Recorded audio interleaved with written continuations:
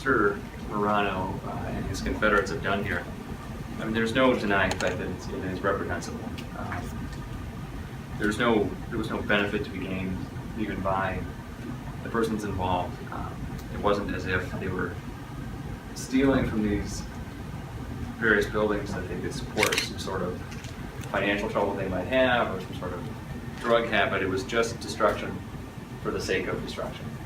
And I mean, what they've essentially done here is they acted to kind of desecrate an institution that is important in this county. And whether or not it was part of some kind of a groupthink mentality and Mr. Morano just went along, and that may be true, I have nothing to suggest otherwise, but certainly that doesn't act to absolve him of his guilt in this. I just wanted to say that I am deeply sorry for what I did, and this is my first offense. I used to live in Painesville, and we used to live by the fairgrounds there. My friends would ask if I would go to the fairgrounds with them. All we would do is hang out, and that's exactly what I thought we were going to do, and it just turned into something else. When you say we, you mean your co-defendants? Yes. All right. Yeah, that's it. That's all I'm gonna say. I would just like to say Tyler has been staying in my residence. We are trying to finish his GED classes, hoping to get those together by early spring. Trying to also get him a full-time job. He's currently just doing seasonal work. He's had a tough time trying to find something Monday through Friday. We did recently just get another vehicle, so that may be easier for him to go back and forth until he's on speeds. Tyler's always been a follower. I know he's had problems in his past. That's why I asked him to stay with me so we can try and get him back on his feet again. And I'm hoping that this opened his eyes and kind of turns him around for the better. Thank you. Thank you, Ms. Gabor. Record. Mr. Morano, this may be your first offense, and is your first offense of record. But I've read the reports, and I'm convinced you went to the fairgrounds before. You were involved in other vandalism episodes at the fairgrounds. It just so happens that in this case, you're getting prosecuted for one of them. So you're a first offender on paper, but in fact, you were there before doing the same type of thing. And some of the damage that was done here, some of the most reprehensible damage, was that a sledgehammer was used. And you wound up with the sledgehammer. They found that on you at your place, along with a first aid kit, some other items apparently. So I'm not real impressed with you, Mr. Morano.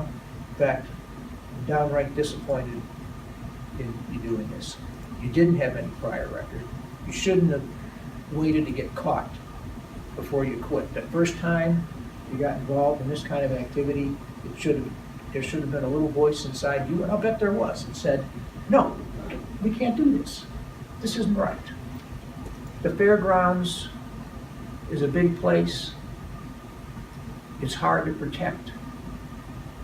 The public relies on the law-abiding nature of the citizenry to not go onto the fairgrounds and do damage like what you did. Same as our local cemeteries or other public institutions. We don't have guards around them. It's too big to build a fence around. And here you abused the trust that was placed in you and your co-defendants, and went in there and did this damage, and it's appalling. I mean, for no reason except, hey, it's fun. It's fun to break faces, to use an analogy. So you just beat up on the property for no apparent reason, other than it's fun to push down, other analogy, cemetery stones. It's fun to watch them fall over. Well,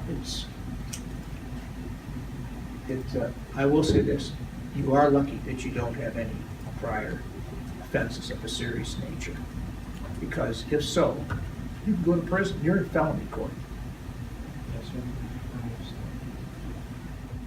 I know you've had some rough episodes in your past. You've had a rocky start, part of which is through no fault of your own, but others have had as many challenges as you and more. And they don't take it out on the rest of the world.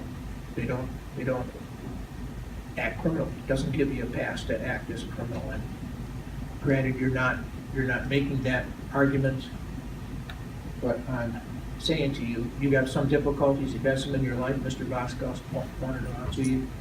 You have to overcome those. I think you've shown an aimless disposition. What have you been doing? You're 21. You don't have a GED? You don't need to tell me, because I know. I look at your background. The report that the probation department does, those releases you sign, they follow up on it. I know you worked at Burger King for a while, and you lost that job. Why? You got in a fight with management. Not a good idea. You're not really, you don't have a whole lot of skills. If you do get a job, you shouldn't be getting into a fight with any kind of dispute with the boss. And you haven't worked, other than this seasonal pickup work here there, since way last October, but meaning October 15th, not this year. So I say to myself, what's Tyler Morano been doing? Just drifting? Just, what do you do all day? I mean, you got to get out there and find a job. You're not 15 or 16, you're 20. Find something to do. Everybody understand so far? Yeah. Bypass the whole deal and just stand in the sun. Cool. It looks like a cricket.